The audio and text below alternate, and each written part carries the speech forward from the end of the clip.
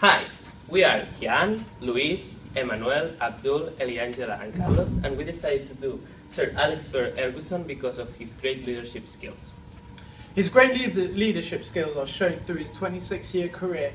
Not only has he won the Premier League several times, but he's also won the Champions League. He is a positive role model, and not only that, he's a father figure to many Manchester United players as well as supporters. We decided to do the situational approach and leader-member exchange approach, as we felt as though this best suited his role as a leader. What can businesses learn from Alex Ferguson leadership? Well, businesses can learn several things. One, to always be cool under pressure. So Alex Ferguson has always been calm and collective, and this has kept him going through tough times of his careers. Two, another thing that businesses can learn from Alex Ferguson's style is that you always have to be dynamic and diverse in whatever you do. So Alex Ferguson has also given many talks to universities, some as prestigious as Harvard universities. The reason why he's given so many talks is because his style of leadership is most unusual, and the fact that he is an extraordinary leader in his own right. Sir Alex Ferguson was the manager of Manchester United for 27 years. He's the longest serving manager in Premier League history. He's had a successful career leading teams to success and building relationships with players along the way, such as David Beckham, Cristiano Ronaldo, Wayne Rooney, and many others. What makes Alex Ferguson a leader? Sir Alex Ferguson changing his club and molded the youth team into what they are today. He used the coaching systems and the scouting systems to mold the club in his image.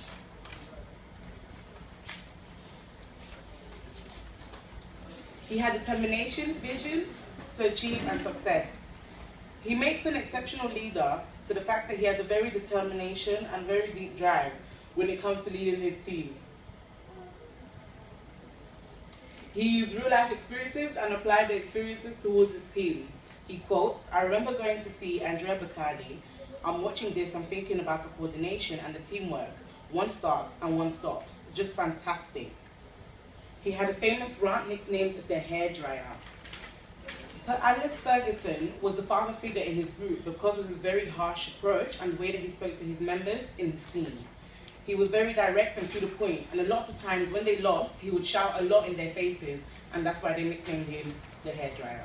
Now next we're going to talk about situational approach.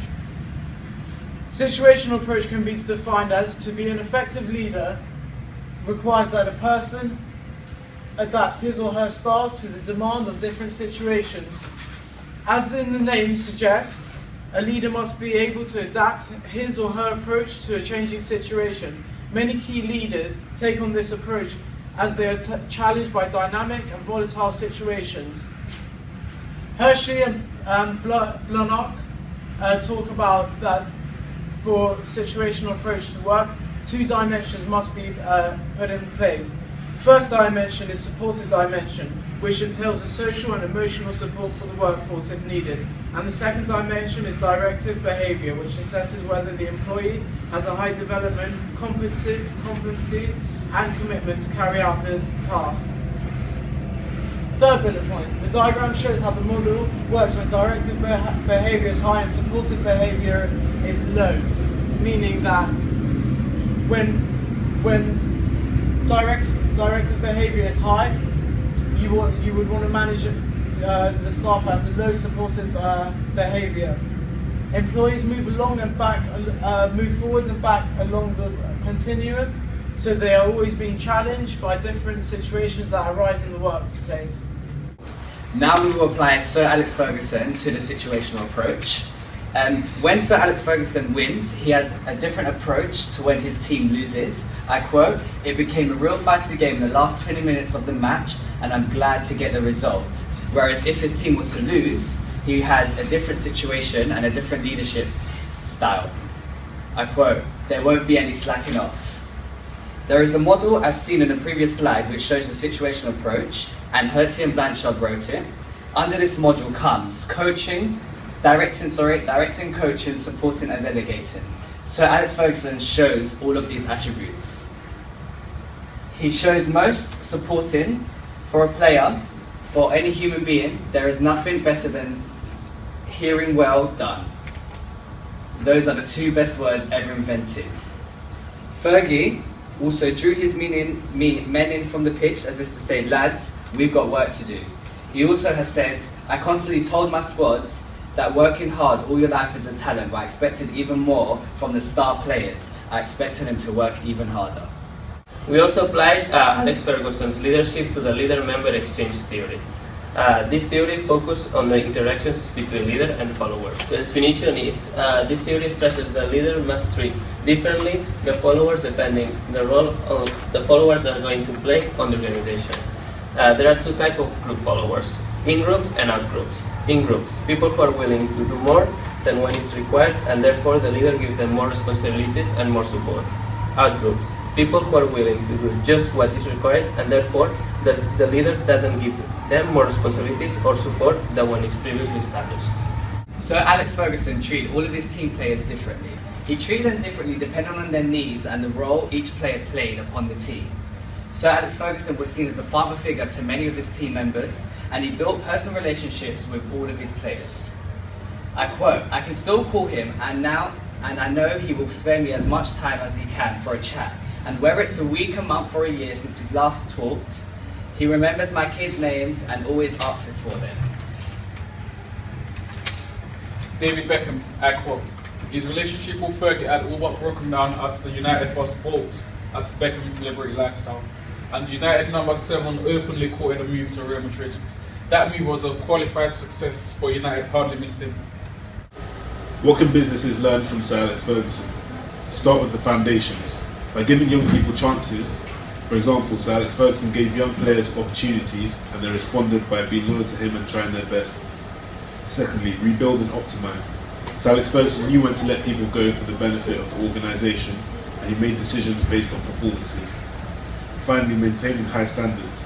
He expected high levels of performance from everyone, especially more established senior players. Stay in control. If there's a negative group member, you can't be afraid to let them go.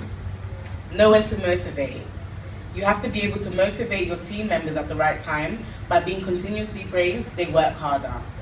Be a winner. You have to be willing to always take risks, and only by taking risks will you know the level of success. Trust your instincts.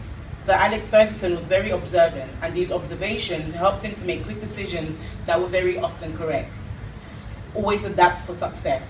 Quote, I always felt I couldn't afford not to change. Sir Alex Ferguson always realized that to stay on top for a prolonged period of time, it is very important to keep adapting. To conclude our presentation, we picked 2 leadership styles which best fit Sir Alex Ferguson. Football is a dynamic and diverse game and constantly changes, which means leadership styles should change. Sir Alex Ferguson's leadership style is very unique. However, it has been proven to be very successful. Both leadership style is being used to be quite effective. To conclude our presentation, we picked 2 leadership styles that best suits Alex Ferguson.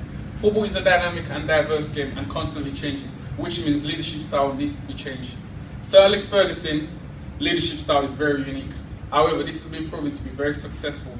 He uses both styles of leadership to be an effective manager, which delivers great results.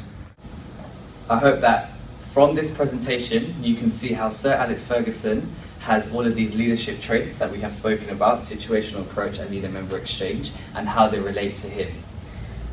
Also, how his leadership has contributed to the world of business in this century and all the years that he has worked as a football manager. Even though he is now retired, he is still recognised as a great leader, and he is very highly respected of any Premier League manager in the past. He has an autobiography which has just come out, and this explains his journey so far as a football manager and his contribution to business, and how he is a great leader. Thank you very much for your attention.